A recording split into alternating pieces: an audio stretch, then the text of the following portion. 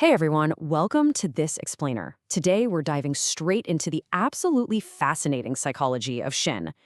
We're talking about a protagonist whose literally god-tier abilities are overshadowed by just two things: his completely paralyzing fear and this deeply tragic devotion to his brother. So buckle up because it's a wild ride of incredible power, crushing guilt, and one of the most massive psychological pivots you'll ever see. So let's jump right into the central mystery here. Why on earth would a ninja with godlike power spend 7 whole years pretending to be a regular civilian doctor? Shin really isn't your typical overpowered hero who's just itching for a fight. Nope, instead, he's a terrified survivor playing the ultimate long-con game of hide and seek. The real question we have to ask is, why? Why hide when you have the potential to literally be the strongest person in the entire village?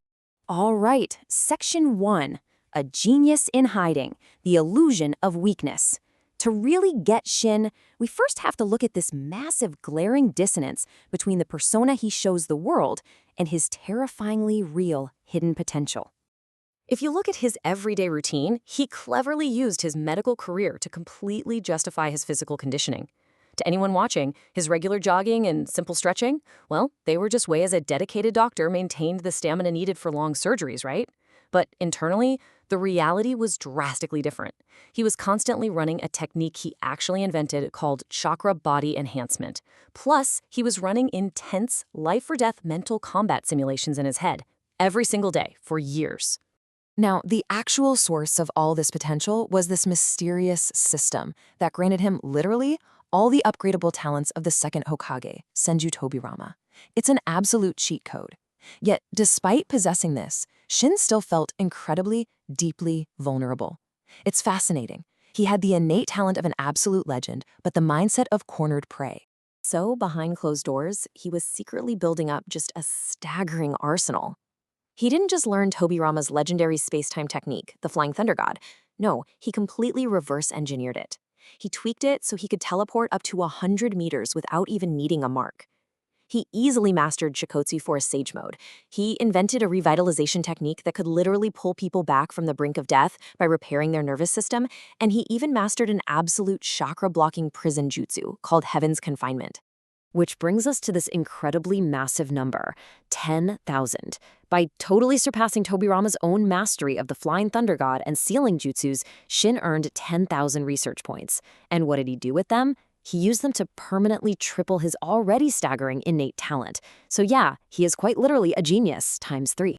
Okay, moving on to Section 2, the urge to escape, survival through paranoia. Because despite holding all this unprecedented power, you know what his primary drive was? He just wanted to run away. Just look at this quote here. It perfectly captures his mindset. Shin suffered from just the most intense imposter syndrome imaginable. He lived in the state of constant, paralyzing fear of Konoha's leadership and seasoned killers like Tsukumo. He was perpetually looking over his shoulder, totally convinced that if he showed even a tiny fraction of his true power, he'd instantly be targeted and killed.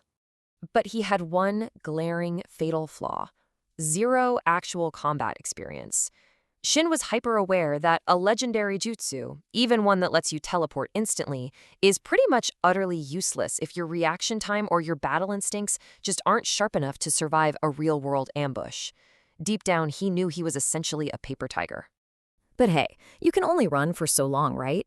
This brings us to the real emotional core of our explainer today. We're about to look at the exact defining moment where Shin's cowardly survival instinct gets completely and violently shattered by reality. Section 3, the tragedy of Minato, the emotional pivot. Because everything, and I mean everything, changes when Shin's avoidance and constant pressure end up directly harming the one person he loves most in the world: his brother, Minato. Let's walk through this truly agonizing sequence of events. Minato, desperately wanting to protect his brother, actually attempts to test the incredibly dangerous Flying Thunder God teleportation technique himself. So, step 1, the mark activates. Step 2, 3 agonizing seconds pass in absolute panic. Remember, teleportation is supposed to be instant. And step 3, Minato just drops from midair. His body is completely mangled, torn apart, and near death from the sheer spatial collapse. The medical intervention that follows is just pure, frantic desperation. It took a massive dual jutsu effort just to save him. Tsunade steps in immediately using the mystical palm to shield Minato's heart and lungs so he doesn't die on the spot. At the exact same time, a terrified, trembling Shin fires up his groundbreaking revitalization technique. He's literally converting his own chakra into microscopic threads to artificially bridge and repair Minato's entirely shredded nervous system. And as Minato's life is literally hanging by a thread, Kushina drops this absolutely devastating revelation. She tells Shin that Minato pushed himself to the absolute brink, and during this horrific accident, for one reason, solely to protect him. Hearing that, Shin plunges into this overwhelming, crushing state of self-blame. He suddenly realizes that his constant demands for Minato to grow stronger, demands that all stemmed from Shin's own cowardice and his selfish desire to be protected, caused this tragedy. He looks at his mangled brother and knows, without a doubt, he's the one holding the knife. The pure, crushing weight of this guilt, combined with his sudden, desperate thirst for the power to fix his mistakes, it causes his mind to completely snap. In that exact moment of profound psychological breakdown, blood and tears literally pour from his eyes as he violently awakens his Mangekyo Sharingan. Which leads us to Section 4, Redefining Protection. The Mastermind Awakens.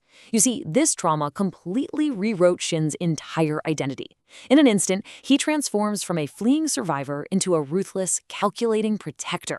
Let's look at exactly how this manifests. Now, it's a known fact that Mangekyo abilities always reflect the user's deepest, most desperate desires. Just look at Shin's new eyes. One eye gives him kaiseki, manifesting his desperate need to perfectly analyze, replicate, and understand absolutely any situation or jutsu, so he's never, ever caught off guard again. And his other eye, kyoka suigetsu, the ultimate wish to literally alter and rewrite a tragic reality. His eyes have become the physical manifestation of his trauma.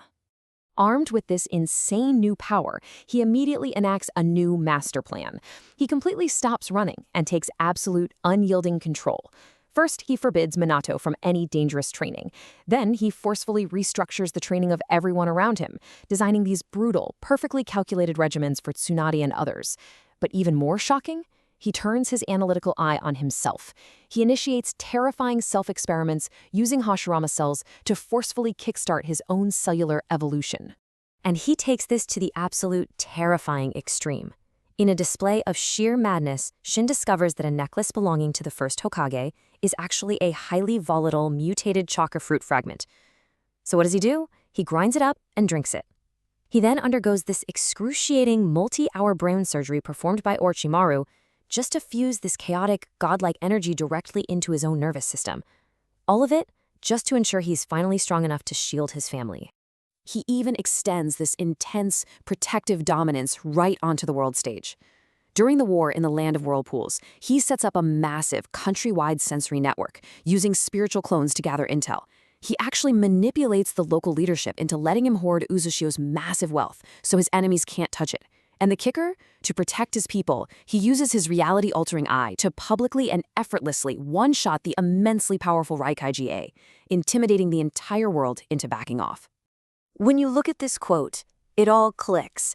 Every single one of his terrifying self-experiments, his massive political manipulations, his incredibly overpowering jutsu, they all trace back to this single, tearful promise he made at Minato's bedside. He completely stopped demanding protection and chose to become the ultimate shield himself.